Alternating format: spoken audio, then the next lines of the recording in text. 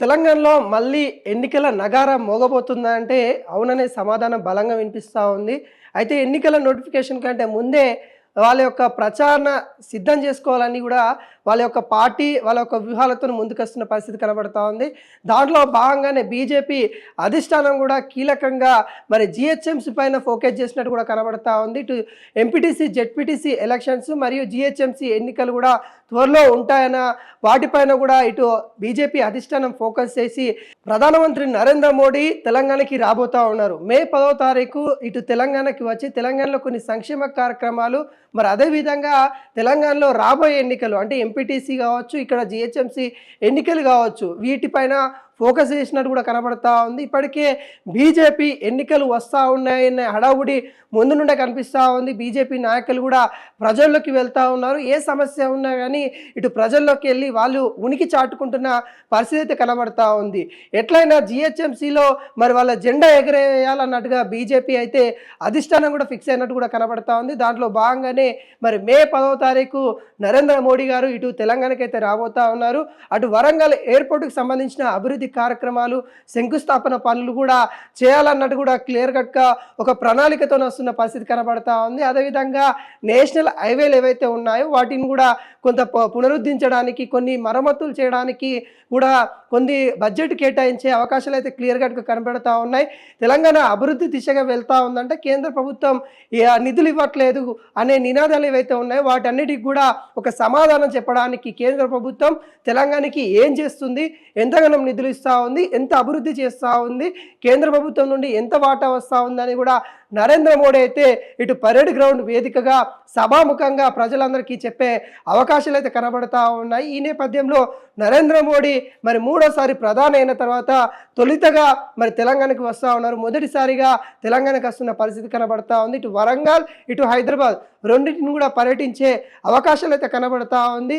ఇప్పటికే వరంగల్ ఎయిర్పోర్ట్కు సంబంధించి కూడా స్థలం సేకరణ ఇటు గవర్నమెంట్ కూడా ఇటు తెలంగాణలో ఉన్న కాంగ్రెస్ ప్రభుత్వం కావచ్చు, గతంలో ఉన్న బీఆర్ఎస్ ప్రభుత్వం కావచ్చు, వరంగల్ ఎయిర్పోర్ట్కి సంబంధించి కూడా కీలక ప్రతిపాదనలు అయితే ఉండేది. మూడోసారి ప్రధానమంత్రి అయిన తర్వాత మరి వరంగల్ ఎయిర్పోర్ట్కి ఇటు గ్రీన్ సిగ్నల్ అయితే ఇవ్వడం అయితే జరిగింది.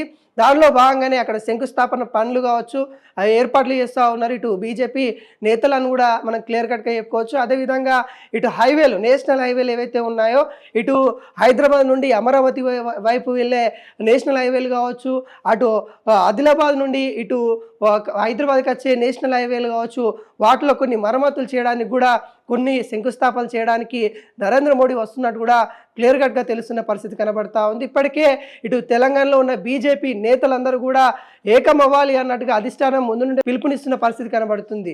ఎందుకంటే తెలంగాణలో ఉన్న బీజేపీ నేతల మధ్య ఏదైతే వాళ్ళ యొక్క మధ్య ఏదైతే అంతర్గత విభేదాలు ఏవైతే ఉన్నాయో ఎక్కడ కూడా మనం చూడం. ఇక్కడ తెలంగాణలోనే ప్రత్యేకంగా బీజేపీ నేతలు అయితే క్లియర్ కట్గా కనిపిస్తూ ఉంది. సీనియర్ జూనియర్ అని ఒక విధం, మరి వేరే పార్టీ నుండి వచ్చిన వాళ్ళని మరొక విధంగా చూడడం, అక్కడ కొంత వ్యత్యాసం అయితే ఇటు బీజేపీ నేతలు అయితే క్లియర్ కట్గా కనిపిస్తున్న పరిస్థితి కనబడతా ఉంది. ఎలాంటి వ్యత్యాసాలు లేకుండా ఏకధాటిలో ఒకే నినాదంతో ముందుకు సాగాలి, అప్పుడే విజయం వరిస్తుందని కూడా అనేక సార్లు అటు బీజేపీ అధిష్టానం చెప్పినప్పటికీ కూడా ఎవరి తీరు వారే అన్న విధంగా ఇక్కడ బీజేపీ ఎంపీలు ఎమ్మెల్యేలు ఉన్న పరిస్థితి కనబడతా ఉంది. ఈ నేపథ్యంలో ఇప్పటికే సీనియర్ నేతలకు కూడా అటు హైకమాండ్ అయితే చెప్పడం అయితే జరిగింది. నరేంద్ర మోడీ తెలంగాణకు వస్తూ ఉన్నారు కాబట్టి ఖచ్చితంగా ఐక్యత చాటుకోవాలి, మీ యొక్క ఐక్యత అనేది కూడా నరేంద్ర మోడీ పరీక్షించబోతా ఉన్నారు అన్నట్టుగా ఇక్కడున్న బీజేపీ నేతలకి ఒక దిశానిర్దేశం చేసినట్టు కూడా కనబడతా ఉంది. ఈ నేపథ్యంలో ఇటు బీజేపీ నేతలు కూడా అలర్ట్ అయినట్టు కూడా మనకు క్లియర్ కట్గా కనబడతా ఉంది. ప్రజా సమస్యలు ఎక్కడున్నా కానీ అక్కడికి బీజేపీ నేతలు అయితే వెళ్తూ ఉన్నారు. హైదరాబాద్ జిహెచ్ఎంసీలో ఇటు బీజేపీ జెండా ఎగరవేయాలి. గతంలో మనం చూసాం, కొద్ది తేడాతోని మరి మేయర్ సీటును కోల్పోయిన బీజేపీ ఈసారి ఖచ్చితంగా గెలుస్తామనే పట్టుతోని ముందుకొస్తూ ఉంది.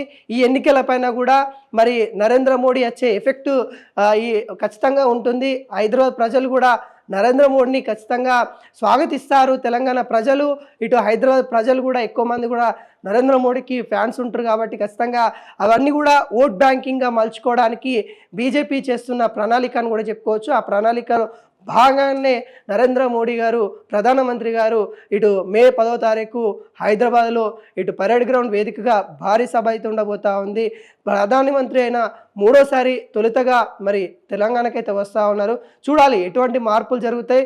ఇప్పటికే బీజేపీలో పెను మార్పులు అయితే జరుగుతున్న పరిస్థితి కనబడతా ఉంది. ఇటు గ్రామ అధ్యక్షుల నుండి బూత్ అధ్యక్షుల వరకు కూడా అన్ని నియామకాలు అయితే చేస్తూ ఉంటూ ముందుకు సాగుతూ ఉన్న పరిస్థితి కనబడతా ఉంది. మరి నరేంద్ర మోడీ వచ్చిన తర్వాత కూడా పెను మార్పులు ఉండే అవకాశాలు అయితే కనబడతా ఉన్నాయి. కీలక పదవులలో కీలక నేతలు ఉండే అవకాశాలు అయితే కనబడతా ఉంది. ముఖ్యంగా మేయర్ సీటు సాధనకై బీజేపీ నేతలంతా కూడా ఒకటవుతున్న పరిస్థితి అయితే కనిపిస్తూ ఉంది.